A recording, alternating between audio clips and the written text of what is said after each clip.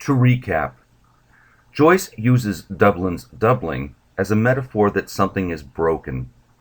Though the terms of the syllogism were satisfied, suggesting that true creation is like a man's joining with a woman, something remains broken in the doubled Penelope. He equates artistic production with God's creation, as suggested by Aristotle's theories, and adopts verisimilitude to reduce the unrealistic aspects of his narrative. That commonplace verisimilitude strives to best imitate life, but it can at best imitate it. What if the image is ugly or ridiculous or broken?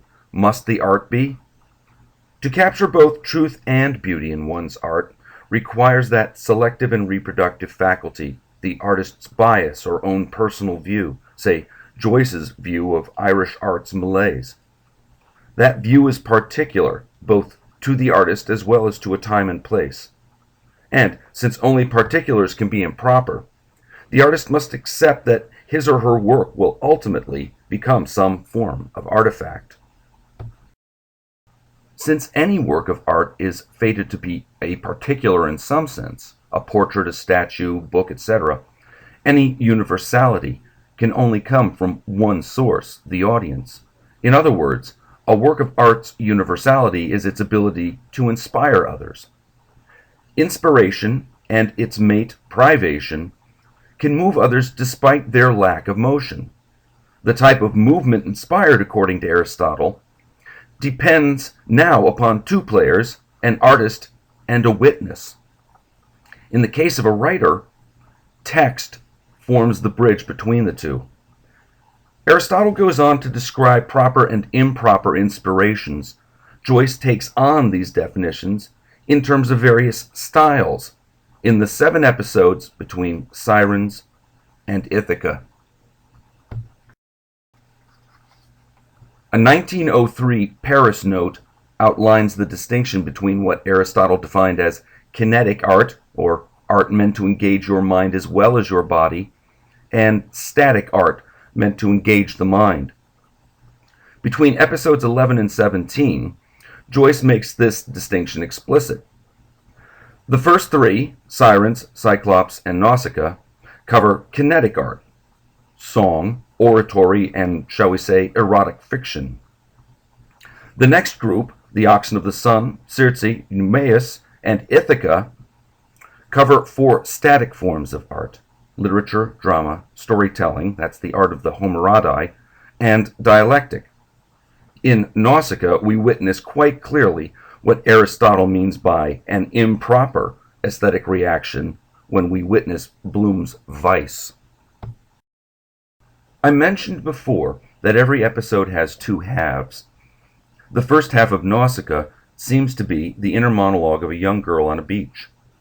We think she guides us freely through her own deep and honest thoughts, until we realize quite unceremoniously that Bloom has been narrating, guiding his own masturbatory fantasy.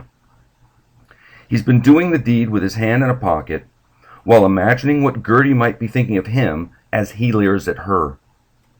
In the episode's first half, Bloom authors his own fantasy, using the pretty girl as an object.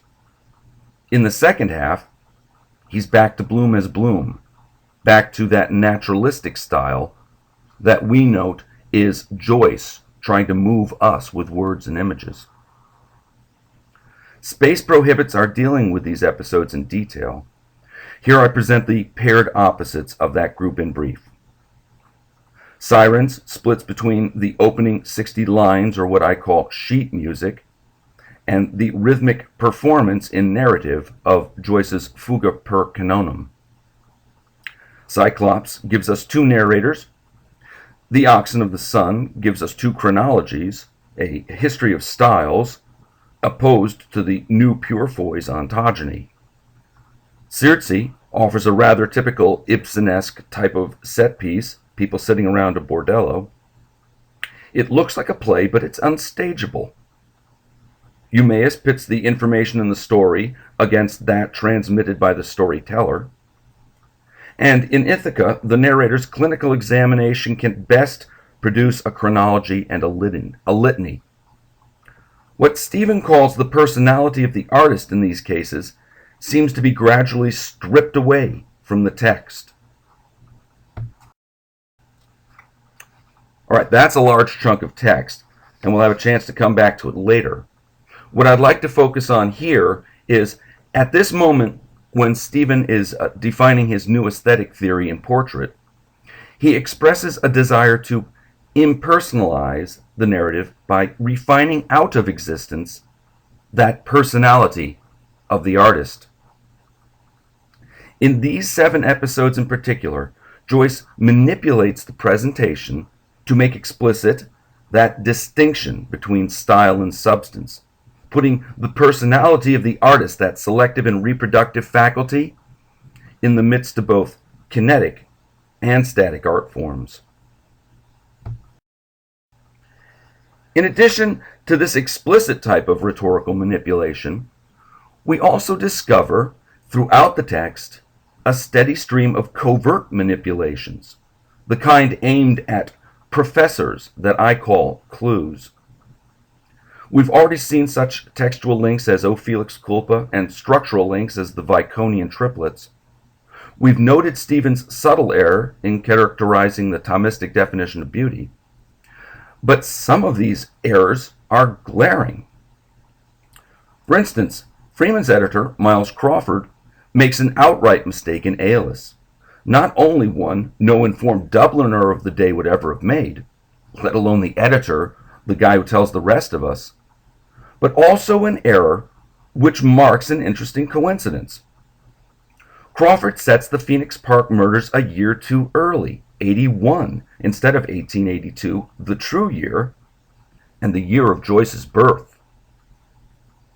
As Stephen informs us that a man of genius makes no mistakes, his errors are volitional and are the portals of discovery, might these moments that stand out, these moments of claritas, offer some clue?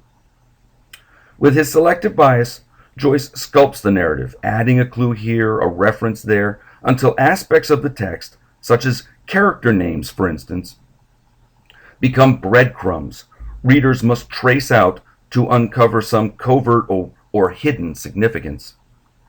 It sounds very unlike life and much more like rhetorical manipulation. Let's consider another of Joyce's textual hints. What's in a name? A little game Stephen plays in Scylla and Charybdis, and Joyce plays throughout the book. Consider the book's title. As Buck has usurped Stephen's tower, as Boylan will usurp the Bloom's brass bed, and as the Church of Rome constrains the Irish spirit and the British language and currency dominate the Irish people, so the Latin language version of Homer's epic is presented here, overlaying and obscuring the Greek original. As we've seen, certain elements of Joyce's structural alignments are a little off. His syllogism includes a term that shouldn't be made explicit, and his Homeric parallels include an episode that shouldn't be there at all, the Wandering Rocks. In our next segment, we'll consider that episode more closely.